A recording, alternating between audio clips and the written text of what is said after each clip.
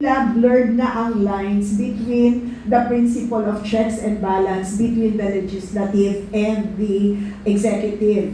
If you agree on this, had PACC existed, may saysay pa kaya ang PACC? Yes, systemic na po dahil nakita natin when the President Marcos came in, pumasok na si Speaker Martin, parang dalawa na naging presidente. In fact, sinasabi ni Toby noon na nagagalit yung presidente kay Martin daw dahil inuubos yung pera, wala na akong pera for my flagship project dahil inuubos yung lahat for their project. So, ibig sabihin, ang nagdidesisyon na sa pera ng bayan, speaker na. Samantalang hindi naman ho yun ang role ng speaker. So, and yet, yun na nasusunod. So, it is institutional dahil parang naging personal sa kanila yung trabaho nila imbis na official. Now, had the PACC been effective in deterring corruption or fighting corruption if it had existed now? Baka hindi. Dahil ang strength ng PACC noon was the backing of the President. Remember, the PACC, ARTA, the Ombudsman, wala ho kasing control ng executive dyan kaya nag-create ng PACC. Anti-government offices po ito lahat Anti-corruption, anti-red tape, anti-government offices po lahat ito.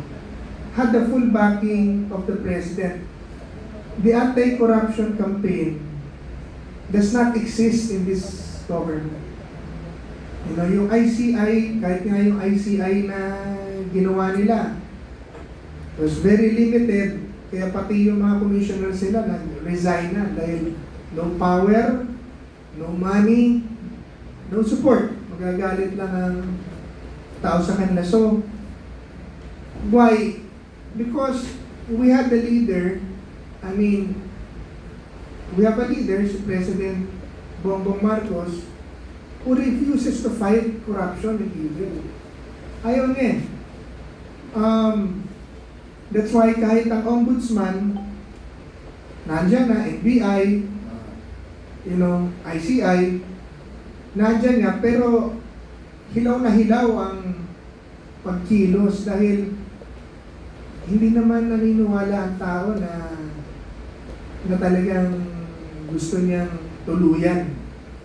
So, nag-weaken ang kampanya at yung mga institusyon na nakalatag dyan. In fact, the PACC was already there, in-abolish pa niya.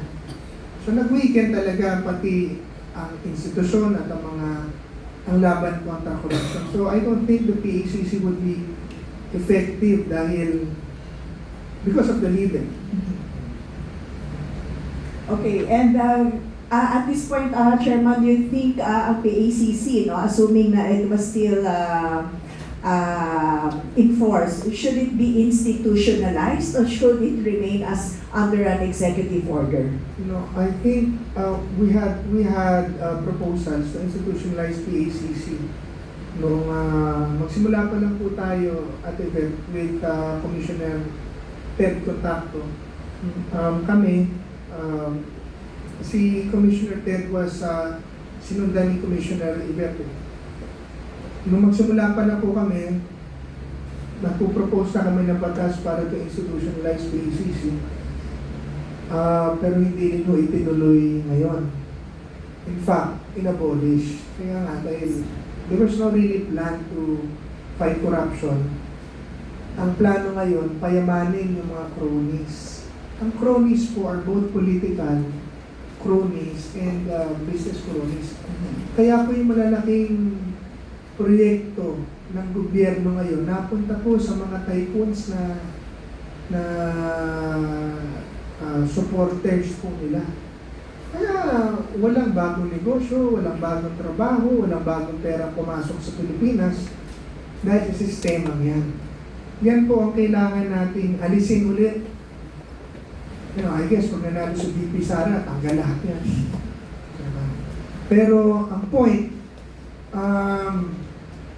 kaya ang PDP, ang PDDS, ang aming core talaga, federalism. Alikang biyak-biyakin natin at alisin natin ang sobrang kapangyarihan na nailagay natin sa Pangulo at Kongreso, abusuhin ng gobyerno at ang pondo ng bayan, alisin natin sa kanila para meron tayong institutional safeguards na hindi tayo naabuso at pagnanakawan. Ngayon, kung ito po ay mangyayari through a constitutional convention ngayon or through a people power ngayon or through a resignation ngayon, gawin na po natin ngayon. Kasi wala na kinabukasan ng bansa natin sa ganito. Ang mayaman at ang may pera na lamang po ngayon ay mga politiko. Tingnan niyo po ang budget. Inilagay na naman po nila yung flood control project dun sa kanilang mga pamimigay na tupad, pamimigay na AIX, akap. Ibig sabihin, wala na naman malilikhang trabaho, puro na naman pulubi ang Pilipino na gagawin nila mga habol-habol sa kanila. Short term. Pagay na lang magpila, sir. Gusto nila lagi nagmamakaawa sa kanila. Opo. Yan Yan po itigil natin. Ako, sa akin, sa mga kababayan natin, sige lang, kunin niyo yung perang yan. Pero sumama rin po kayo sa makinabok sa ating mga protestang ginagawa. Sabi ko, kung ayaw niyong mag-con-con, mag-people power na lang tayo. Tama? Para wakasan na natin talaga itong sistema at gobyernong to ng ganitong klaseng pamamalakad. At palitan na talaga natin lahat. Lahat ng mga korap, lahat na nakaupo, palitan na natin lahat yan. At ang sistema ng gobyerno, palitan na natin lahat yan. Mula sa barangay.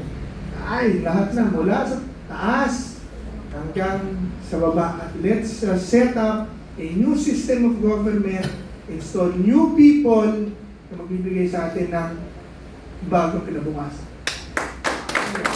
Very nice. And finally, Chairman, last na po ito. Which PACC accomplishment best represent the Duterte anti-corruption thrust? Ako, madami po yun. Dahil mga ka-relate dyan, yung Kongreso, siguro ho, na yun, very, nakikita yun. Yung mga pinagsisira po namin at pinagpapalo namin mga sports cars sa customs. Naalala niyo po yun, oo. Yung mga pinaguhuli po namin na BIR